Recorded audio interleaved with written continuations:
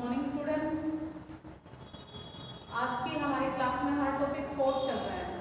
Fourth topic में हम जो कर रहे हैं वो है निर्णय प्रक्रिया मीन्स डिसीजन मेकिंग। यानी मैंने बताया था कि इसमें हमने किया था कि डिसीजन मेकिंग यानी निर्णय प्रक्रिया होती क्या है, उसकी कुछ हमने परिभाषाएं की थी। तो जैसे क्या है, निर्णय प्रक्रिया क्या होते हैं कि जब हम कोई भी कार्य करते हैं तो क्या है उसमें हमें क्या करना पड़ता है, निर्णय लेना पड़ता है कि ये जो काम है हमें कैसे करना है, किसको ये काम देना है और किस प्रकार से करना है। तो ये क्या कहलाता है, निर्णय प्रक्रिया कहलाती है। कोई भी कार्य करने से पहले उसके बारे में क्या है, सोचना, विचारना, समझना, ये सारे क्या है निर्णय प्रक्रिया के अंतर्गत ही आते हैं। अब बात कर रहे हैं हम निर्णय प्रक्रिया के चरण।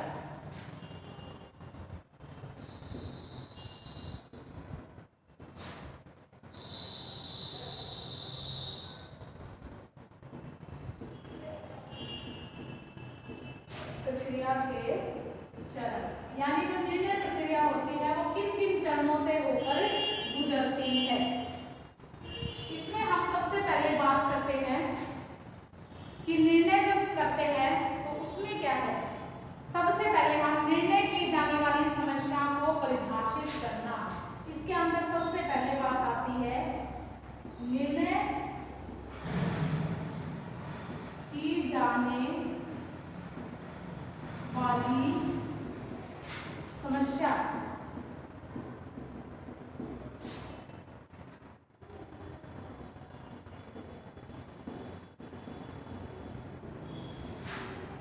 परिभाषित करना।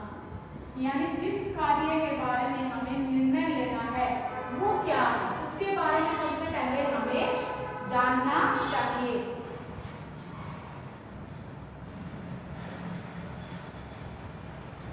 कि क्या है, इसके अंतर्गत निर्णय प्रक्रिया का जो प्रथम चरण है वो क्या है, समस्या की पहचान कर उसे परिभाषित करना। यानी हम क्या काम करने जा रहे हैं, उस क्या समस्या है उसको जानना सबसे पहले जरूरी है।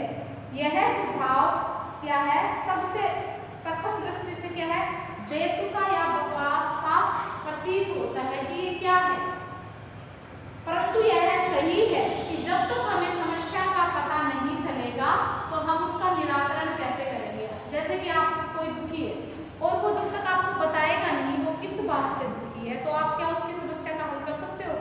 बिल्कुल नहीं कर सकते। तो सबसे पहले क्या है, उसकी समस्या के बारे में हमें क्या होना चाहिए, पता होना चाहिए, तभी हम क्या कर सकते हैं, उसका समाधान ढूंढ सकते हैं, यानी उसका हल निकाल सकते हैं। जैसे कि एक कैंसर के रोगी को क्या दे रहे हैं, टीबी की दवा दे रहे हैं, तो क्या वो ठीक हो जाएगा? बिल्कुल नहीं होगा। क्यों? क्योंकि हमने क्या है उसकी बीमारी का पता ही नहीं किया कि क्या बीमारी है। तो क्या है, सबसे पहले हम क्या करेंगे, उसकी बीमारी का पता करेंगे। जैसे कि आप डॉक्टर के पास जाते हो तो डॉक्टर क्या कहता है, पहले क्या है अपनी समस्या के बारे में बताओ कि आपको क्या समस्या है, तभी वो क्या करता है उसका हल निकालता है। पारिवारिक जीवन में भी क्या है, अनेक समस्याएं आती हैं, प्रत्येक समस्या उतनी महत्वपूर्ण नहीं होती। इनमें से कुछ क्या है महत्वपूर्ण समस्याएं होती हैं जिनके संबंध में निर्णय लिया जाना आवश्यक हो जाता है। उसकी पहचान कर उसे परिभाषित करना जरूरी होता है। प्रबंधन के क्षेत्र में कई समस्याएं ऐसी होती हैं जो विशेष रूप से प्रकट नहीं होती हैं।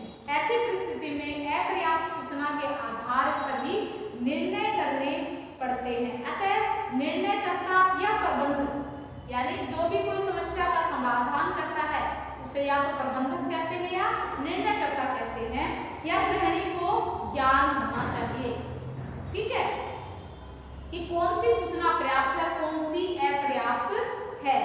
यदि अपर्याप्त सूचना से संबंधित निर्णय लिया जाएगा तो वो क्या होगा, नुकसान देगा उसको। तो ये थी हमारी निर्णय। अब क्या करते हैं, इसके अंदर समस्या की पहचान होने के बाद में उसे क्या है परिभाषित करना जरूरी होता है। समस्या का स्पष्ट चित्र निर्णयकर्ता के दिमाग में होना चाहिए। कई बार निर्णयकर्ता समस्या को पूरी तरह से गौर नहीं कर पाता है और जल्दबाजी में क्या कर लेता है, निर्णय ले लेता है। इससे उसको क्या मिलती है, असफलता ही मिलती है। इसलिए कोई भी समस्या का समाधान करने में क्या है, उसको सुनने में क्या है, हमें जल्दबाजी नहीं करनी चाहिए। उसको क्या है, निर्णय लेने से पहले क्या है, खूब सोच विचार करना पड़ता है, तभी जाकर क्या है, उसका समाधान अच्छे से हो पाता है। समस्या की पहचान इस प्रकार से क्या है, हम उसको पहचान कर लेते हैं। ये तो हमने कर ली, सबसे पहला जो चरण था क्या था कि इसमें हमने हमारी क्या समस्या है उसको हमने क्या कर लिया, जान लिया। अब करते हैं समस्या का विश्लेषण करना। समस्या का विश्लेषण करना, विश्लेषण करना कि जो समस्या है उसका हम क्या करेंगे, विश्लेषण करेंगे, एनालिसिस करेंगे। समस्या को सही रूप को समझ लेने व परिभाषित करने के पश्चात उसका विश्लेषण करना भी क्या हो जाता है, जरूरी हो जाता है। जटिल जो समस्याएं होती हैं उनके समाधान के लिए है हमें निम्नलिखित बातों पर, जो कई बातें हैं उनको पर गौर करना पड़ता है। तो वो बातें कौन कौन सी हैं, जैसे कि क्या है, निर्णय कौन करेगा। जैसे कोई भी काम है, घर में सारे काम है, ठीक है, शादी करनी है, शादी के लिए सबसे पहले क्या करते हैं, बड़े बुजुर्ग जो होते हैं वो ही क्या है, उसके बारे में निर्णय करते हैं। तो सबसे पहले यही होता है कि ये जो समस्या है उसके बारे में कौन निर्णय लेगा, यानी उसके बारे में कौन सबसे पहले आगे उसको हैंडल करेगा। सबसे निर्णय लेने के लिए किन किन व्यक्तियों में से संपर्क करना होगा एवं सहमति लेनी होगी, यानी हम जो काम कर रहे हैं उसको, उस काम के लिए हमें किन किन व्यक्तियों को इस काम में शामिल करना पड़ेगा और किस किस से उस काम के लिए परमिशन लेनी पड़ेगी। तो ये भी क्या है, उसका विश्लेषण के अंतर्गत ही आता है। फिर बात करते हैं कौन कौन सी सूचनाएं एकत्रित करनी है, यानी हमें क्या है उसके बारे में कहाँ कहाँ से क्या है सूचनाएं हैं वो एकत्रित करनी है। उससे जो रिलेटेड है वो समस्या से रिलेटेड जो भी साधन है वो हमें जुटाने पड़ते हैं। निर्णय की सूचना किन किन को दी जानी है ये भी हमें ध्यान रखना पड़ता है कि जो हम, कई बार ऐसा होता है कि क्या है, घर में शादी कर रहे हैं, हम किसी को ना बताएं, ऐसा भी पॉसिबल नहीं है। तो हमें क्या है उसके अंदर कुछ समस्या जो हमारे सदस्य होते हैं उनको शामिल भी करना पड़ता है और उनसे समय समय पर क्या है सुझाव भी लेना पड़ता है, उनकी राय वगैरह भी हमें लेनी पड़ती है। अब अतः समस्या के विश्लेषण और क्या करना पड़ता है, इसमें समस्या के विश्लेषण के लिए उपरोक्त जो तथ्य है उनको एकत्रित करना जरूरी है।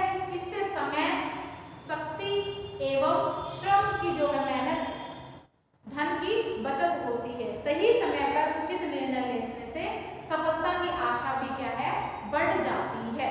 अब बात करते हैं वैकल्पिक समाधान ढूंढना।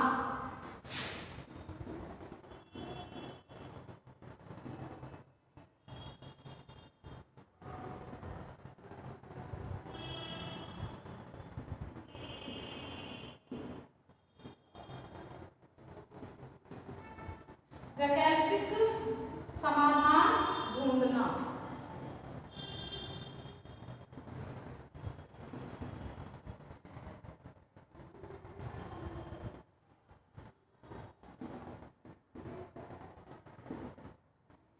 इसके लिए हमें क्या है, वैकल्पिक जो है क्या है, समाधान भी ढूंढकर रखने पड़ते हैं।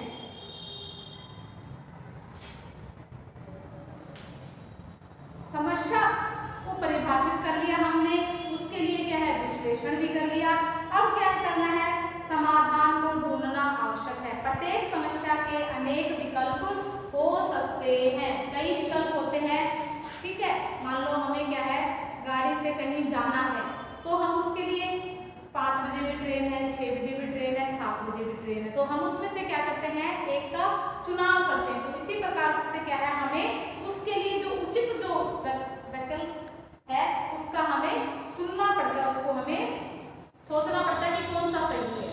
प्रत्येक समस्या के अनेक विकल्प हो सकते हैं, जितना अधिक विकल्प को खोजा जाए समस्या का समाधान स्वतः होता चला जाएगा।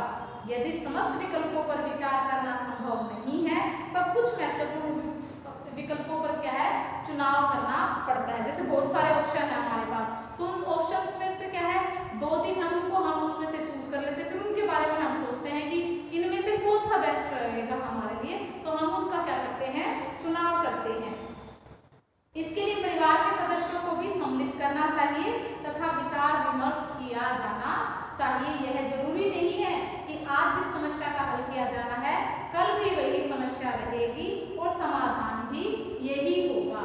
तो इस बात से आप समझे कि जरूरी नहीं है कि आज जो समस्या है उसका समाधान भी वही होगा, ऐसा कभी पॉसिबल नहीं है। आज जो समस्या है हो सकता है उसका क्या है, दूसरा विकल्प है उसके लिए ठीक हो। तो ये क्या है, उसके लिए उचित सभी की राय के द्वारा ही संभव हो सकता है। जिन व्यक्तियों को विकल्पों के बारे में अधिक जानकारी होती है, समस्या सामान्य ज्ञान का अधिक अनुभव होता है, वो अच्छे ढंग से समस्या का समाधान करने में सहायक होते हैं। उदाहरण के लिए एक व्यक्ति को फ्रिज खरीदनी है, उसे फ्रिज के सभी मॉडल के बारे में पर्याप्त जानकारी, तो उसे फ्रिज के चयन में अधिक परेशानी नहीं होगी, क्योंकि उसको उसके बारे में क्या है, पूरी नॉलेज है।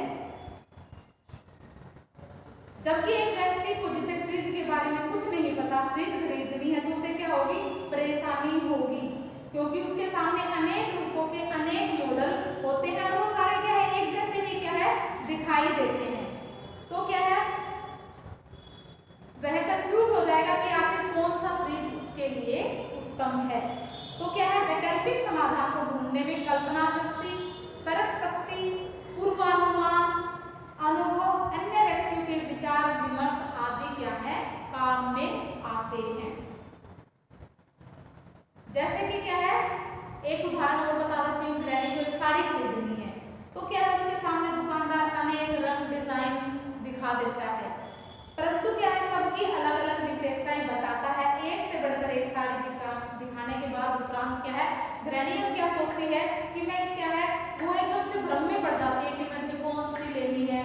तो अब उसमें भी वो क्या करेगी, वो देखेगी कि मुझे, अगर उसको नॉलेज है तो वो क्या करेगी, उसको देखेगी कि मुझे किस पर्पस के लिए चाहिए, किस मौसम के लिए उसे चाहिए। तो ये सारी चीजें अगर उसको नॉलेज है तो वो क्या है, इजीली उसका क्या है, चुनाव कर पाएगी। विभिन्न विकल्पों को खोजते समय परिवार में उपलब्ध साधनों का भी क्या है, ध्यान रखना पड़ता है। मान लो हमारे सामने कोई समस्या है, तो उसका चुनाव करने के लिए हमें क्या, उसका समाधान करने के लिए हम ये भी देखते हैं कि हमारे पास क्या है, कौन कौन से साधन है वो घर में उपलब्ध है, ताकि उन्हीं के द्वारा क्या कर सके, समस्या का समाधान ढूंढ सके। तो ये क्या है, अतः परिवार के सदस्यों के भी हमें क्या है, राय ले लेनी चाहिए। अब बात करते हैं विकल्पों के संबंध में चिंतन करना। अगला है हमारे विकल्पों के संबंध में विचार करना, कि जो हमने विकल्प चुना है उसका हमें क्या करना पड़ेगा, एक बार उसका चिंतन भी करना पड़ेगा या विचार करना पड़ेगा, सोचना पड़ेगा कि उनमें से सर्वश्रेष्ठ विकल्प कौन सा है। सभी विकल्पों के परिणामों का क्या है, मूल्यांकन करना पड़ता है। हम उसको दिमाग में बिठा लेते हैं कि ये करेंगे तो उसका रिजल्ट ये निकल के आएगा, ये चूज करेंगे तो इसका रिजल्ट ये निकल के आएगा, इसको चुनेंगे तो इसका रिजल्ट ये निकल के आएगा। तो क्या है, हमें उनका क्या है, दिमाग में एक बार उन चीजों का चिंतन करना पड़ता है। उससे हमें क्या है, उसकी लाभ हानि का क्या है, ज्ञान हो जाता है कि ये चुनेंगे तो उससे लाभ क्या होगी, हानि क्या होगी, उसको कितने टाइम में हम हासिल कर सकते हैं। ये सारी चीजें क्या है, उससे अनुमान लगा सकते हैं। सोच समझकर विकल्पों के चयन से उत्तम हल अपने आप दृष्टिगत होने लग जाते हैं। जल्दबाजी एवं हड़बड़ी में लिया गया निर्णय सुखद परिणाम देने वाले नहीं होते, बल्कि वो क्या करते हैं, कई बार क्या करते हैं, कठिनाई भी उत्पन्न कर देते हैं, समस्याएं भी बहुत सारी उत्पन्न हो जाती हैं उनके द्वारा, अगर हम कोई गलत डिसीजन ले लेते हैं तो। अब है सर्वश्रेष्ठ विकल्प का चयन करना।